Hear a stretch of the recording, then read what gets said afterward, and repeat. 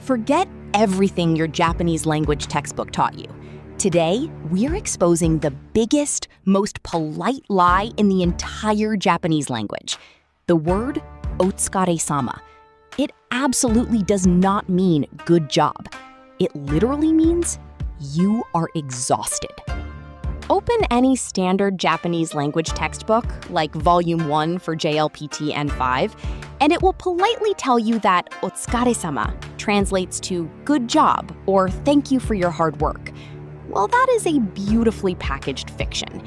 In English, good job is an assessment, a judgment of your results. But this Japanese phrase, it doesn't care about your results. It is a profound expression of empathy for the grueling process you just endured.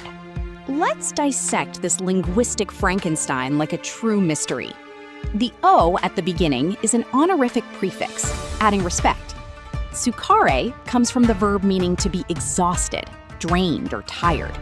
And sama is a highly respectful title, similar to lord or master. Put it all together, you are looking your coworker dead in the eye and literally calling them the honored, exhausted person. And this isn't some rare, archaic phrase dusted off for special occasions.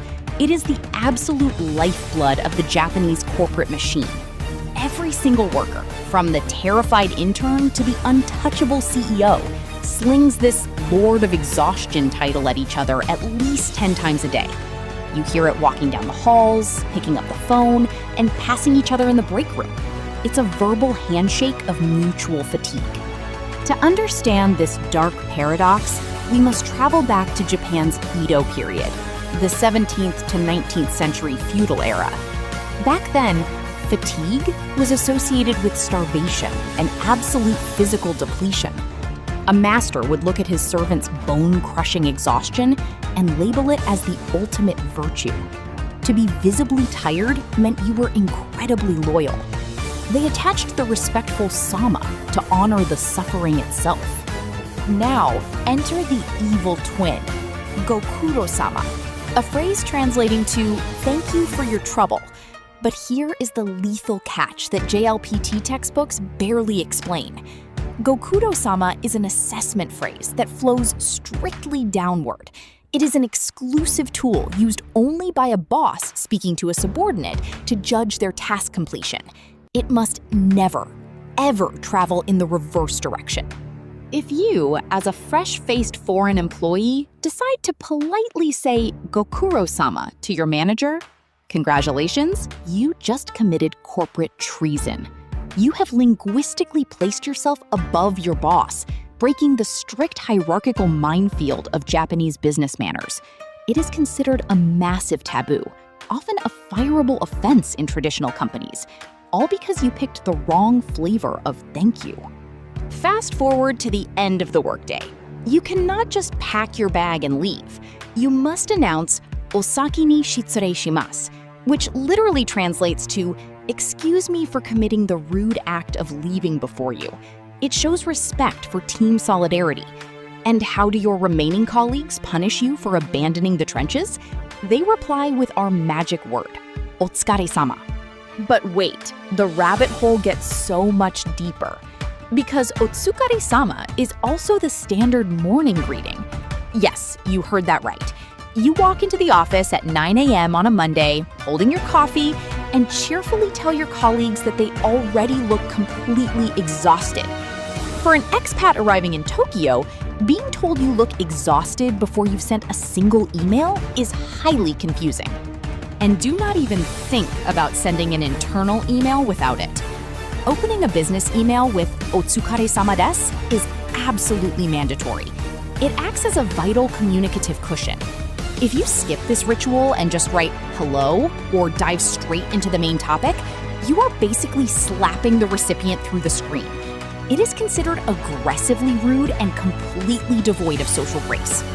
Let's say you survive the brutal workday and head to a nomikai, a traditional Japanese after-work drinking party where corporate masks finally slip off. Do they raise their frosty beer glasses and say cheers? Absolutely not. They clink those glasses together and yell a stretched out, "Otsukare!" We are no longer celebrating a good job. We are celebrating a mode switch.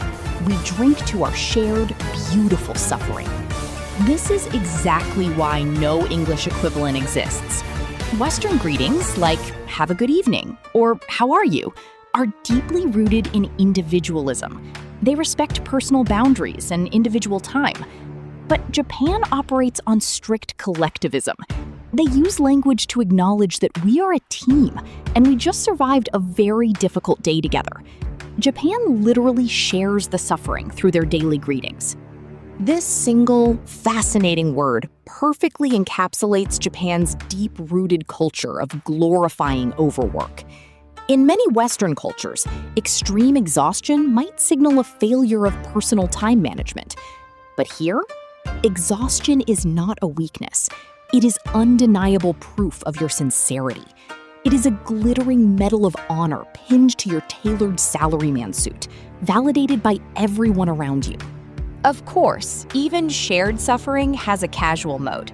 When texting friends or gaming online, the heavy formality of Otsukaresama morphs into relaxed slang. You just type Otsukare, the stretched Otsu, or even just the single character Otsu. It completely destroys the formal hierarchy, acting as a Gen Z stamp of mutual burnout and digital camaraderie. And Otsukaresama doesn't operate alone.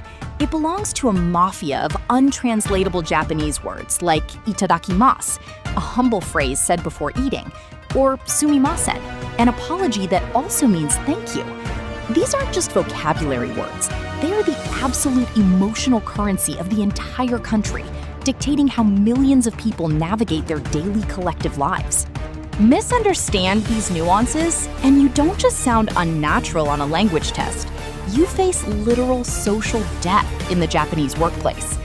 Knowing when to use the past tense, Otsukaresama deshita, for a completed project, or knowing never to use these words with outside clients, proves that Japanese isn't just a communication tool. It's a high-context game of survival. So, the next time you visit Tokyo and see a Japanese salaryman fast asleep on the commuter train, remember this. His public exhaustion is deeply respected. He isn't hiding it because he has failed. He is displaying it because society has linguistically programmed him to wear that fatigue with absolute, unquestionable pride. I leave you with this ultimate cultural question. Could you look your boss in the eye every single morning, smile warmly, and say, "Good morning, you look incredibly exhausted today"? In the West, it would be an insult. But in Japan, to ignore their exhaustion would be the true offense. In Japan, you must acknowledge the pain. This is just the very tip of the iceberg.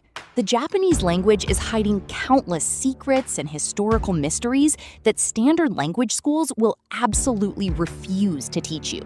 If you want to uncover more forbidden Japanese taboos, hidden meanings, and cultural deep dives, hit that subscribe button.